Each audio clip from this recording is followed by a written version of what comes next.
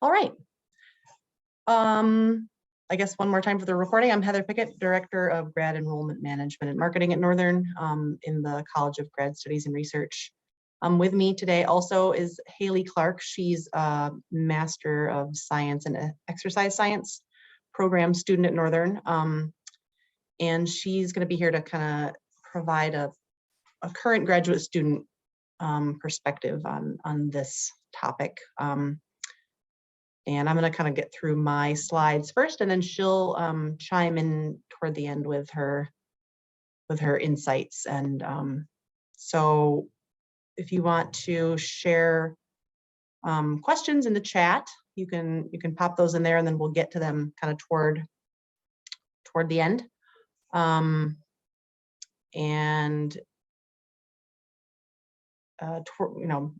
After this is over, if you want to get a hold of me or kind of anyone in our office about programs here, the email gradadmissions@nmu.edu is a good way to get a hold of us. All right. So I don't know if I can find a way. Wait, I need to do share screen first.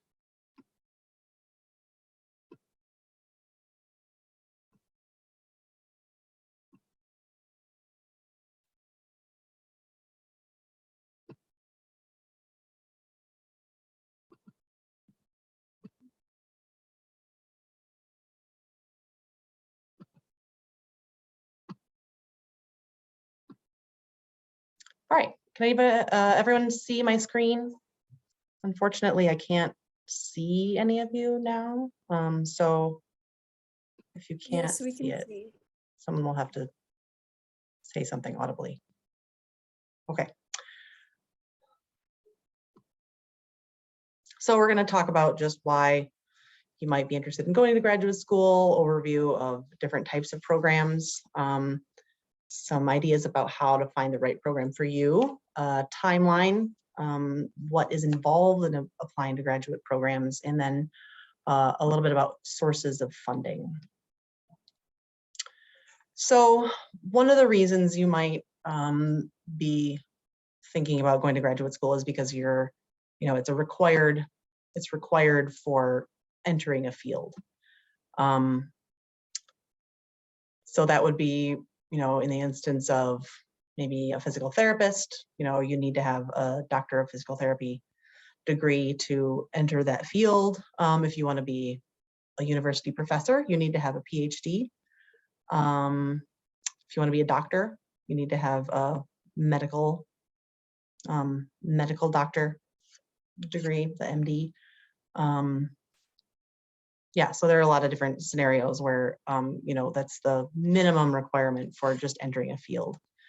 And it might also be, something involved with professional training. So maybe you're in a field already and you want to kind of increase your skill level, kind of going back to school, and that for something like that is one other reason you might go. Earning potential. People who go to graduate school and earn master's or PhD doctoral degrees earn more money and have, in terms of employability, far lower rates of unemployment or underemployment than individuals with bachelor's degrees or no college at all. Oh wait, I'm going backwards. Okay, so there are different types of programs. Perhaps the hardest part about, figuring out where to go and what program to apply to is to even figure out what type of program. So there's master's level, Master of Arts, Master of Science, Master of Fine Arts, doctorate, the PhD. Sometimes people think of the, PhD stands for Doctor of Philosophy. So, and I think that there's sometimes a misconception that means it's a degree in philosophy, but there can be a doctoral degree, same as a PhD. in any field. And it just means that you're, as a PhD, you are responsible for contributing to the creation of new knowledge in that field. So master's, to some extent, doctorate for sure. It's focused on research and original research and scholarship. So those are kind of the traditional graduate degree programs. Professional programs include things like the Master of Business, Master of Public Administration, MSW is social work, Master of Science in Nursing, Master of Arts in Education. So those are professional master's degrees. And then DNP, Doctor of Nursing Practice, JD is Juris Doctor, so that would be law school, EDD, Doctor of Education, MD, medical doctor. So all of those kind of have slightly different timelines for sure with the DNP, JD, and MD. The timeline for applying for those programs is different. They also, for the most part, and a lot of the master's professional programs will use a common application system. So like if you're applying to a public health, Master of Public Health program, you have to use a thing called SOFUS, which is the, I can't remember what it stands for, but it's a common application for public health programs.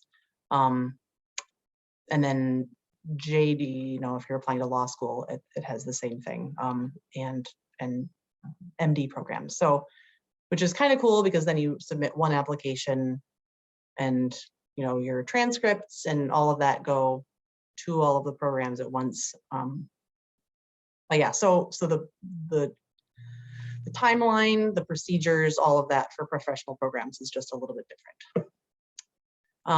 And so figuring out which is the correct one for you just really depends on what your professional goals are. What are your plans for after you graduate? Do you want to work in, higher ed, or do you want to,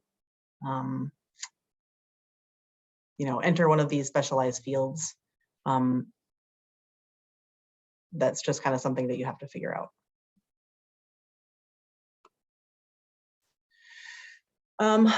So finding the right program as far as fit and match,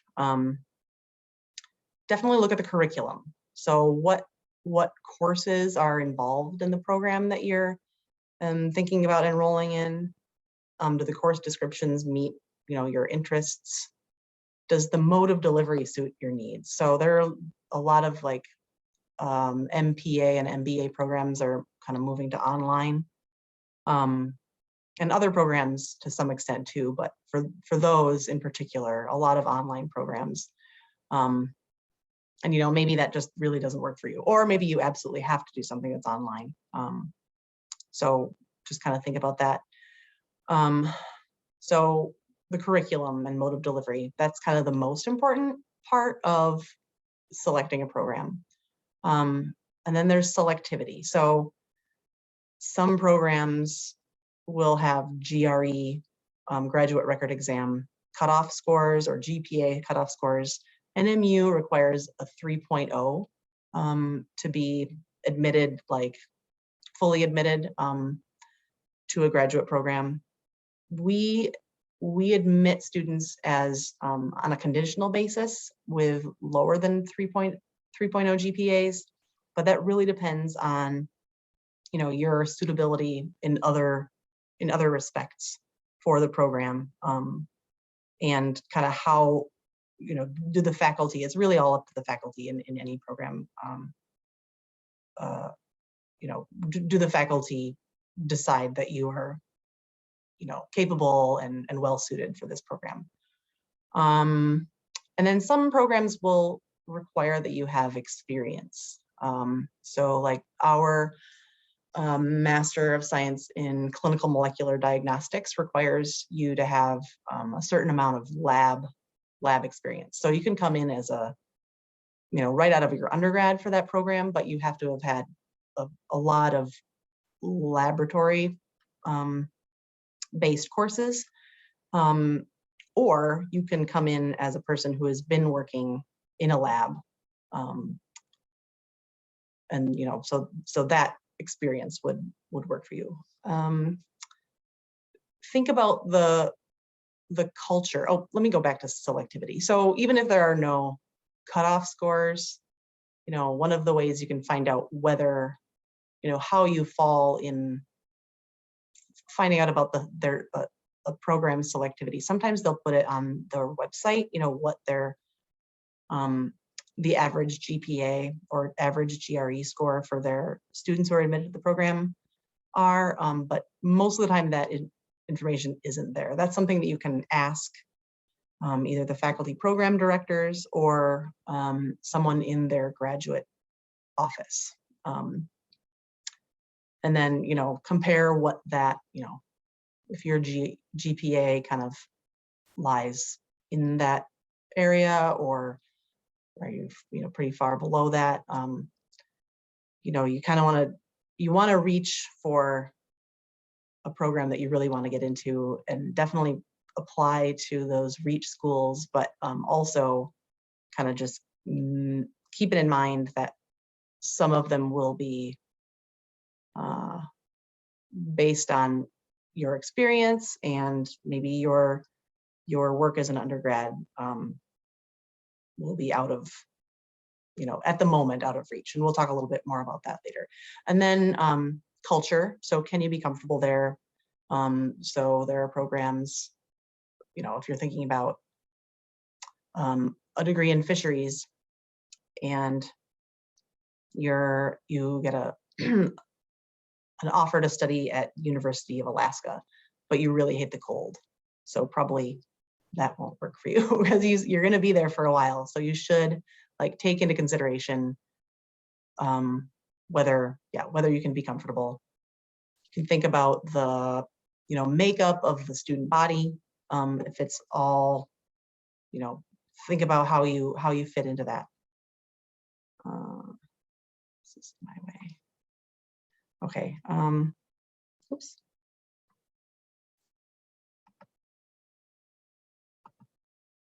Sorry, I'm trying to move this thing. Okay, that's better. And now I'm all over the, sorry. Yeah, and will you be able to make meaningful connections with your classmates? And then cost. So there will be some programs. Generally, it's just those traditional masters and to some extent masters and PhD programs that will have opportunities for funding. But you'll have to think about if you're not getting a funded offer to study, then you have to think about how much it will cost, including tuition, but also cost of living of the area. Yeah.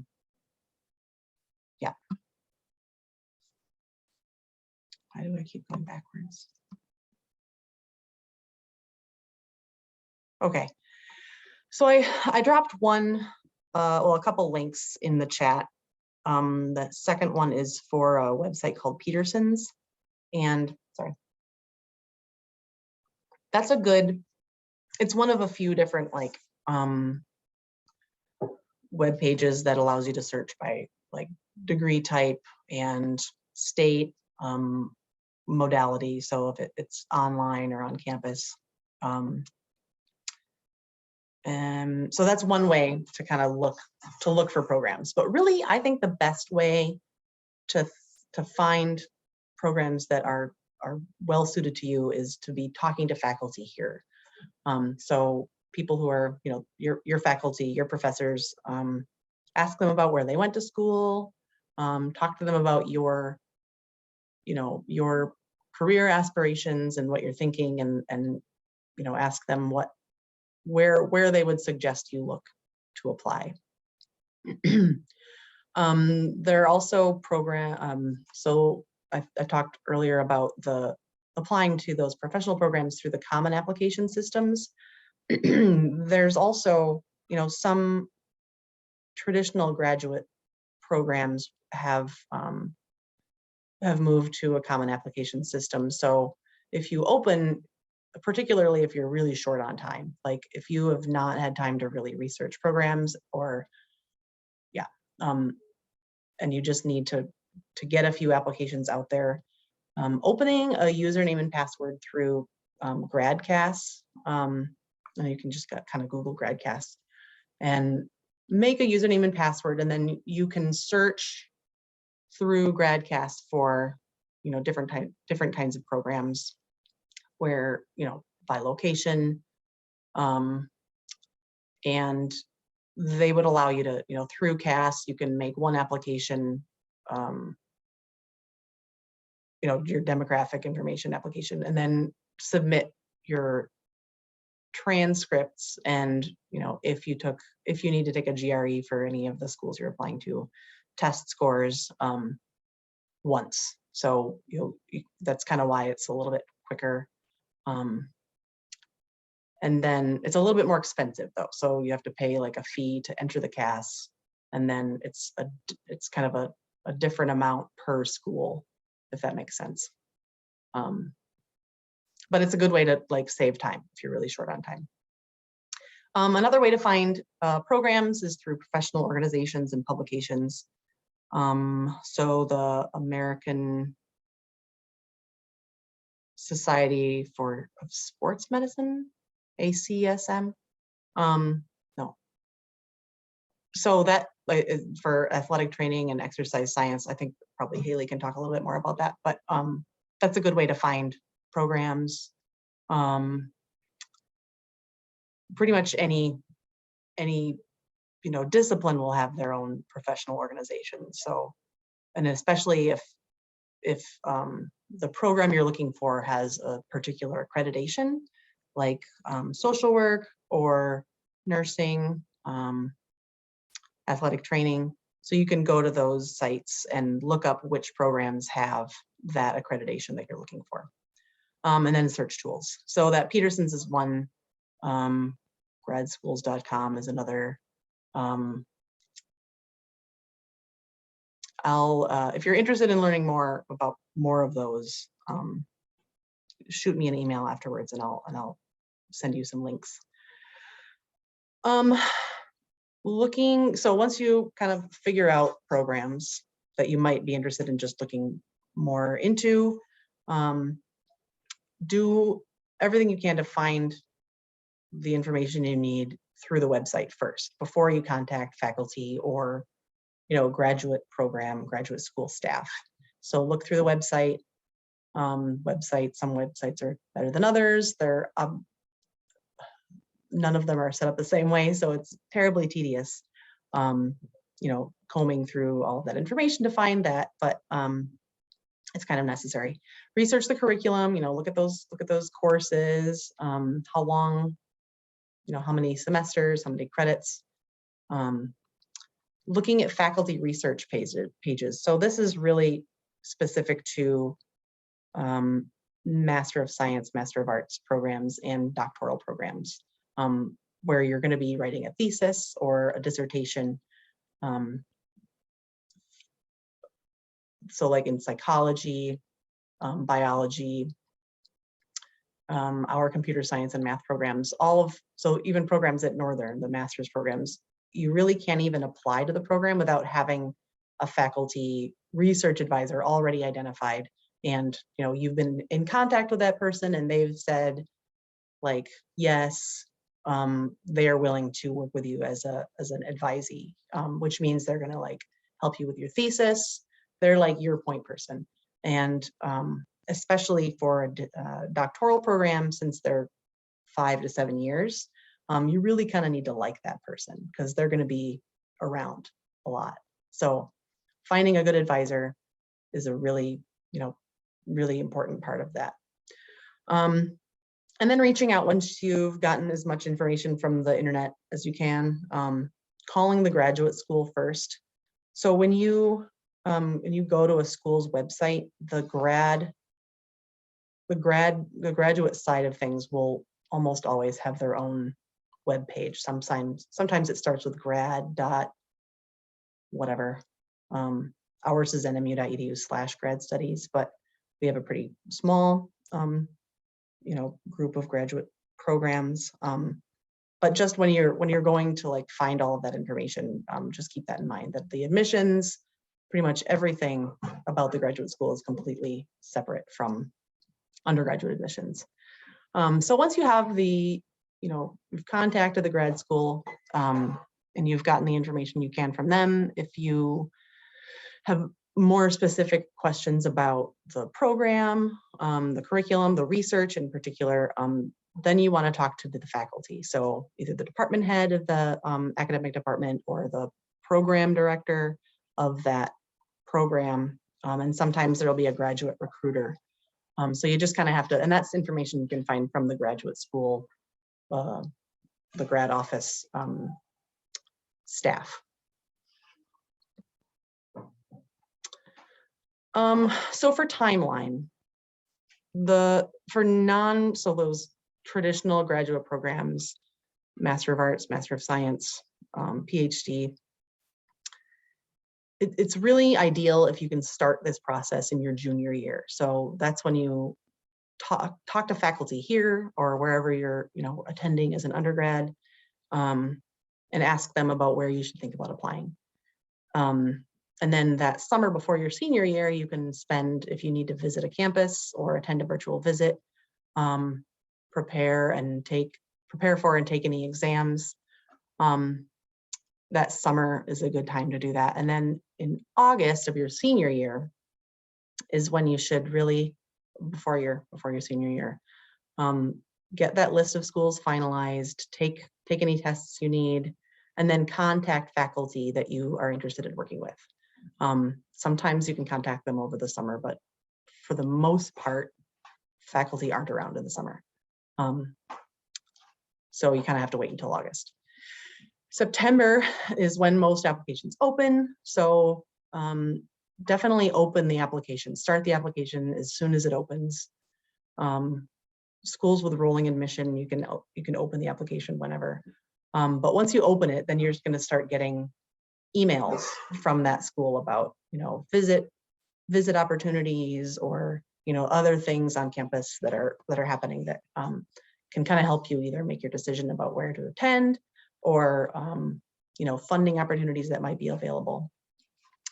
And that's also when you can start requesting your letters of recommendation and formatting essays. Start with the formatting your essays as soon as you can. The process of writing nice things about yourself is, I think, the most awkward thing in the world. So you really want to start that early so you have time to be frustrated and forget about it and then come back to it, have other people read it. And then December through March is when applications are due. Try at all costs to avoid the last week of before the deadline, because that's when kind of everyone is in a huge rush to submit stuff. And if you need help, that's when the grad office will be kind of frazzled dealing with all of the applications coming in. So yeah, getting all your stuff in earlier will make your life easier, their life easier, everyone will be happier.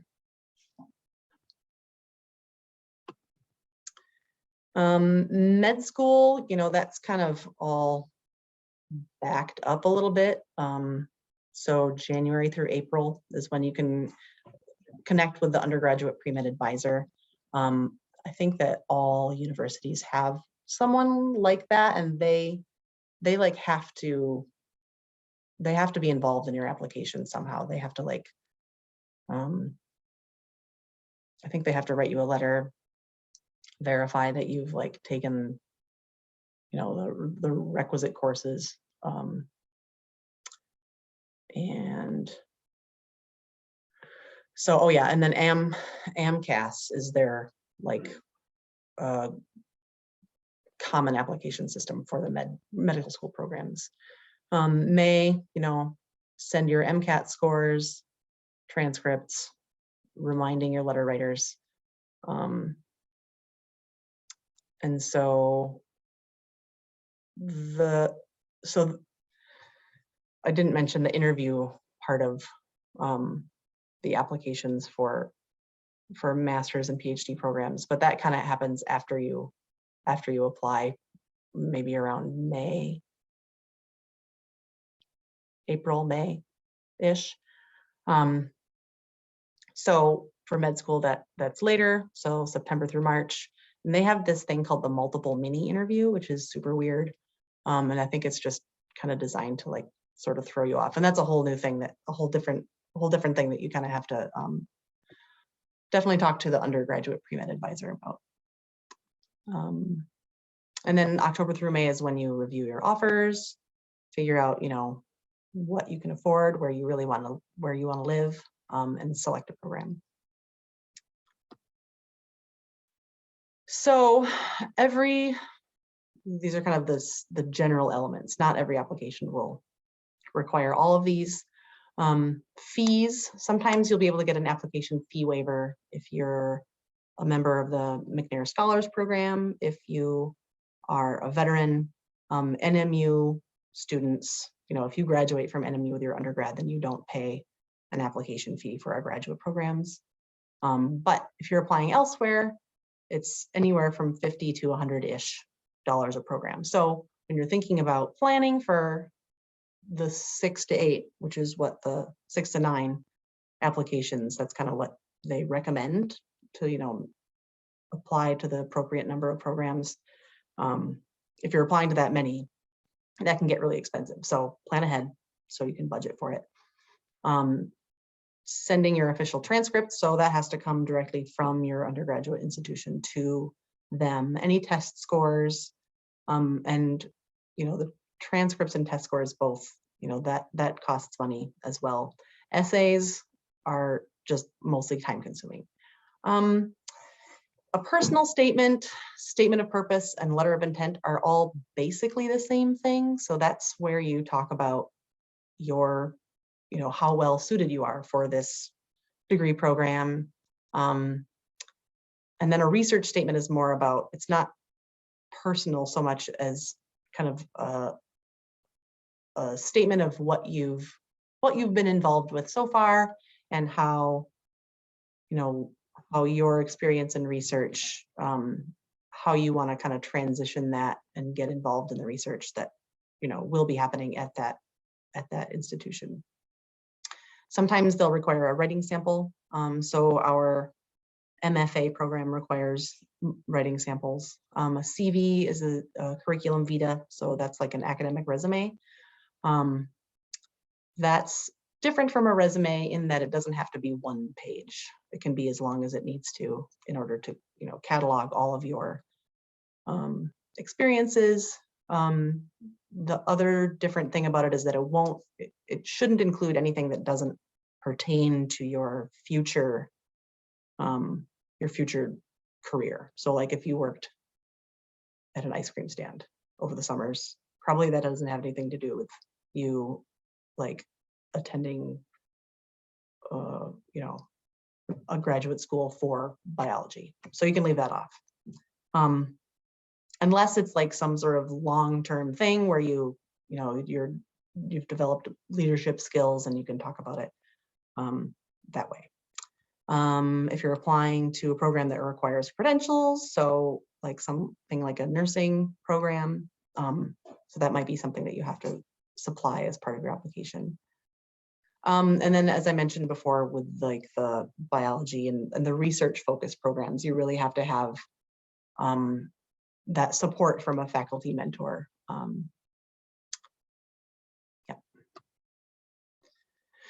So thinking about your essay writing, they really do need to be tailored to each program. Everything you submit, it'll be different for each program. There's about maybe 60% of it that's the same because it's about you. But you want to talk about, how what you've done relates to their program and curriculum in particular. So you really have to, edit that. Try to be concise. Highlight your research and other experiences. If you've attended a campus visit, or if you've like been in contact with any faculty in their programs, mention that. You don't have to go on and on about it, but do mention it in whatever essay it is that you're writing. Keep in mind, so this is a list of don'ts. Keep in mind that the admissions committee, so the faculty, it's the admissions committee consists of faculty in that department. So they're reading all of these essays. And so trying to keep in mind that they have to read all of these. It's nice to like try to keep it light. And if you can make it interesting, that's like the best. Try not to tell, like if there's something that happened to you over the course of your undergraduate career that was really traumatic and trying, and that has like impacted your ability to thrive. Like, so yeah, so like maybe it just really hit your GPA hard, and probably you're all going to have the story because, you know, you've been attending during a pandemic. But that's just kind of keep in mind that everyone is in that situation. You wanna address it, but just don't dwell on it. Just say what happened and then move on. Try to avoid those two openers, the whole "ever since I was a child" or "the reason I want to go to graduate school." Those are the way so many essays start, and it's a groaner. So try to avoid that. Don't dwell on bad grades or scores. So like if you, like I said, like with, you know, you experienced a hardship, you know, just identify the cause of, you know, a low GPA. You know, maybe you have a really low GRE score. You can just let them know that it was you know, it was the day after your, you know, a funeral or some sort of significant traumatic life event. Let them know and then move on. So just don't dwell on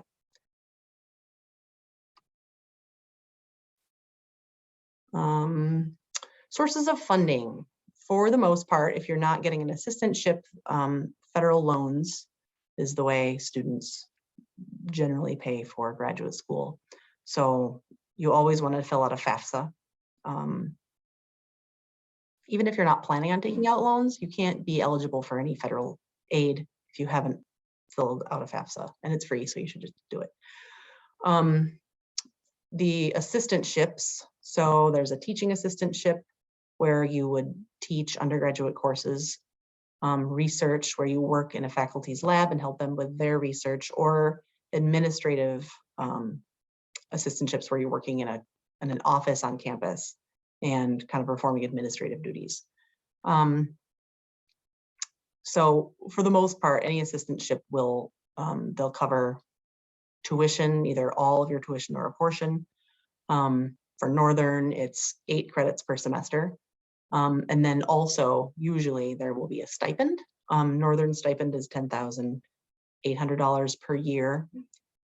Like big schools with huge endowments are able to pay students pretty well. Like last student I worked with who was offered to study at Vanderbilt, their stipend was going to be $30,000 a year. So, but again, those are like big schools with huge endowments, and those kind of tend to be the more, you know, difficult to get into. Also, beyond assistantships are grants and scholarships. So those are sometimes offered, you know, through the university, but also could be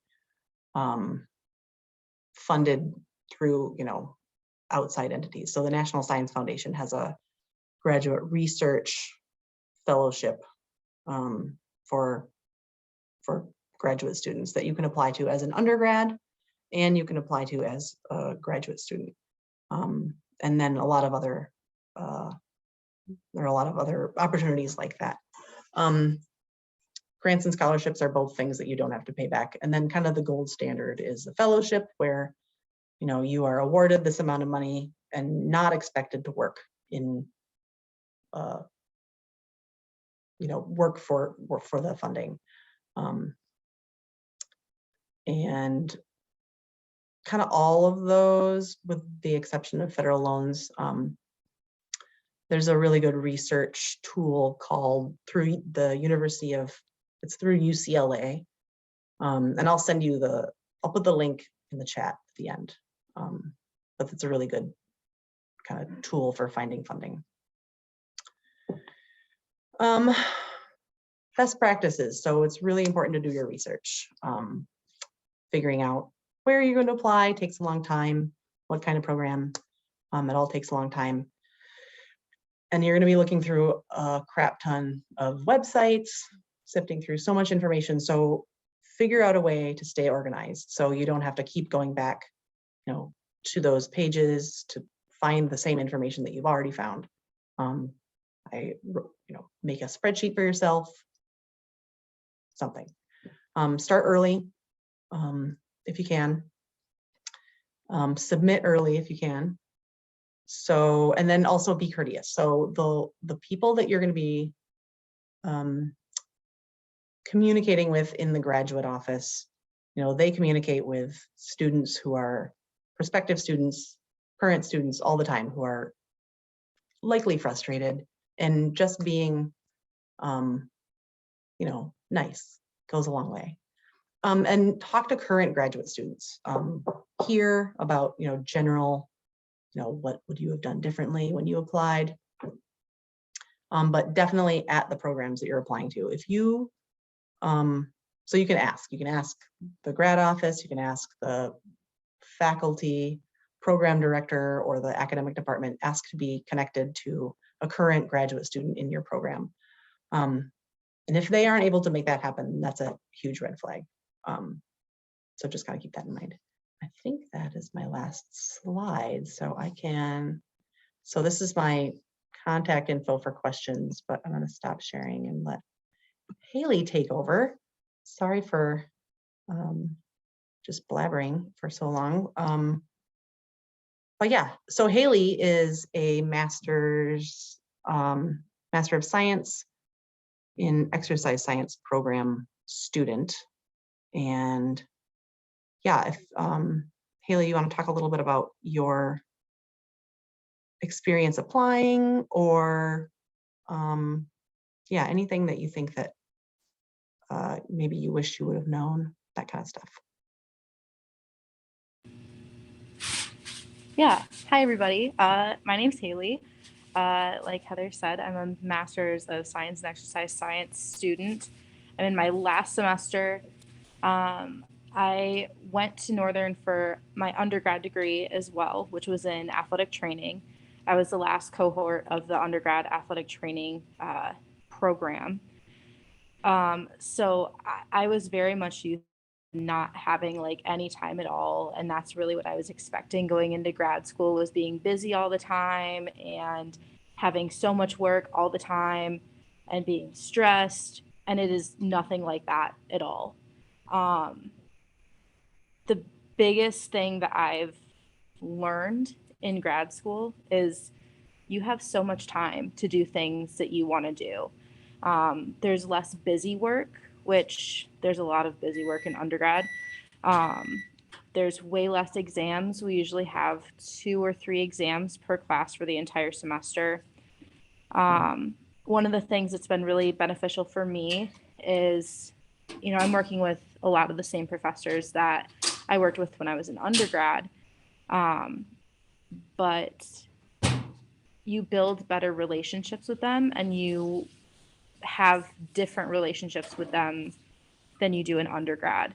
It's more of a mentor relationship. So you get to be really close with these people that you've known for, in my case, that I've known for almost 7 years. As far as classes go, there's way more reading. That's the basis of most of my assignments and most of my projects, is reading a lot of scholarly articles all the time, which is fine. If you like reading, grad school is easy peasy. But really the biggest thing is there's so much free time.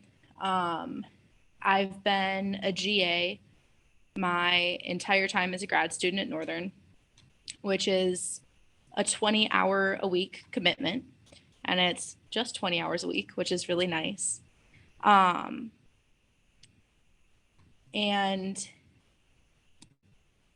what happened? Okay. You have not that many classes. I'm usually in, I think the most classes I've ever taken at one time is 3 courses. So it's 8 credits max. So you have a lot more time to work on projects that you want to work on and just kind of experience being in the community a little bit more, especially like because I was so busy in undergrad, I didn't really have time to do a lot of outside things and spend time with my friends, and I can really do that now, which is it's really nice. And then there are a lot more opportunities to do things that really relate to what you want to do when you grow up. So for me, I want to work with either college or professional hockey. I'm a certified and licensed athletic trainer. I love being an athletic trainer.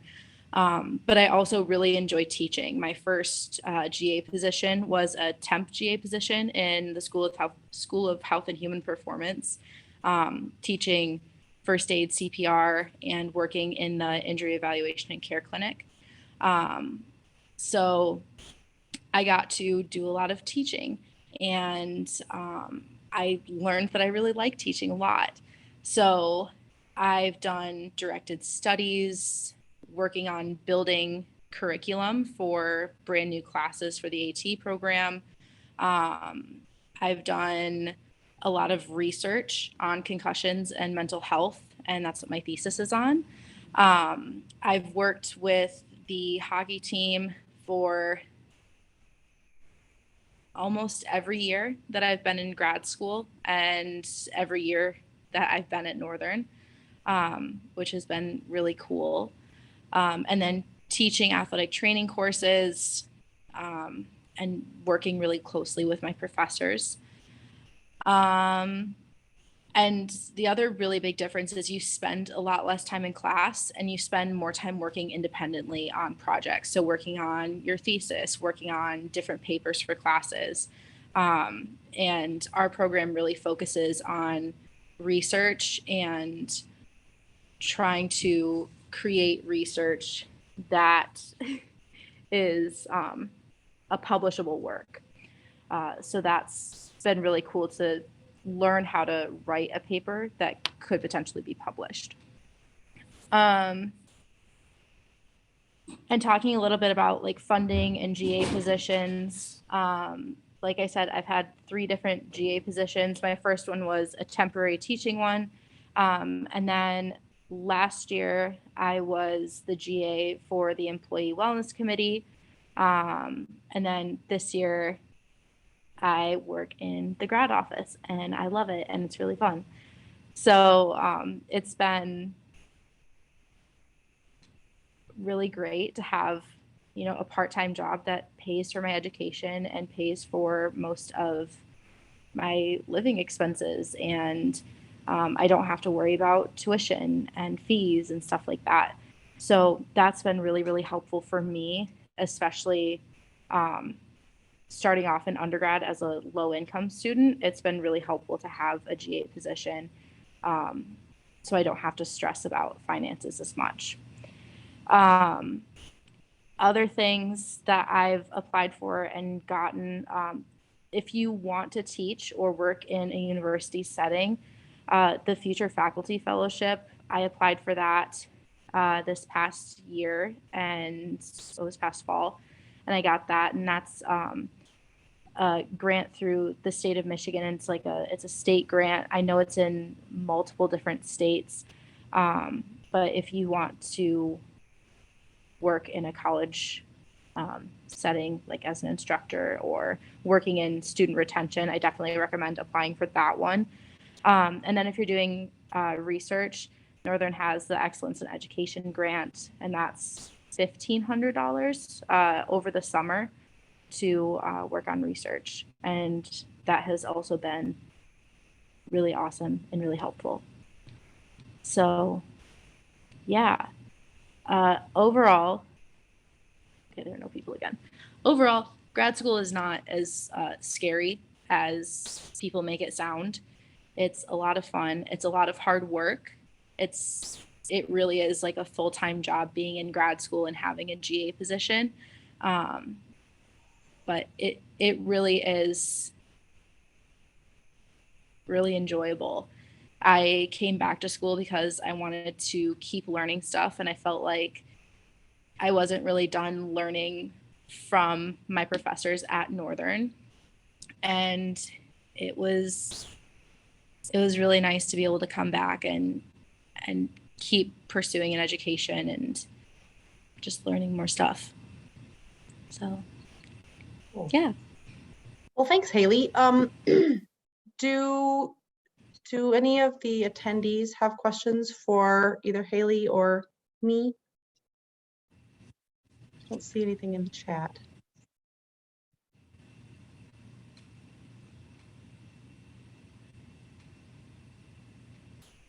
Okay. All right, so this is going to be posted as a recording. So if you want to relive this experience, you can do that anytime. And if you have questions that you want to ask later, you can email gradadmissions@nmu.edu. And that actually comes to both Haley and I. So we can kind of team up on answering those inquiries. And then I guess last thing, so my job is to recruit and help enrollment for graduate programs at Northern, but before I did this, I was the director of the McNair program. So I really am interested in just helping people get into graduate school and go on wherever that might be best for you. So if you have questions about how to do that, feel free to reach out. I have a quick question about the program. Sure. I've heard about it a bunch and I've gotten emails about it, but I don't really understand exactly what it is, the program itself. Yeah, so McNair is a federally funded program for students who are underrepresented for some reason in graduate school. So either they're a first generation college student with financial need or a member of an underrepresented minority group. So I think that if you've gotten the emails that you're probably eligible. So what they do is, it's not so much a scholarship, it's a program where you're accepted to the program, and then it allows you the opportunity to do summer research with a faculty member and get paid for it. And then they also have money to send you to go visit schools. And then you're paired up with an academic counselor, so that you meet with once a month, and you kind of go over what your educational goals are, and how it's just kind of your sort of grad school search coach, and they kind of help you prepare for applications and prepare to be a good applicant, and then also with the process of applying. Does that make sense? Yeah, that makes a lot more sense. Thank you. Yeah. Anything else?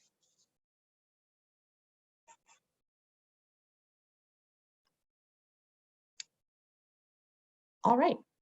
Well, I hope you all have a good afternoon. And like I said, get in touch if you have any other questions. All right.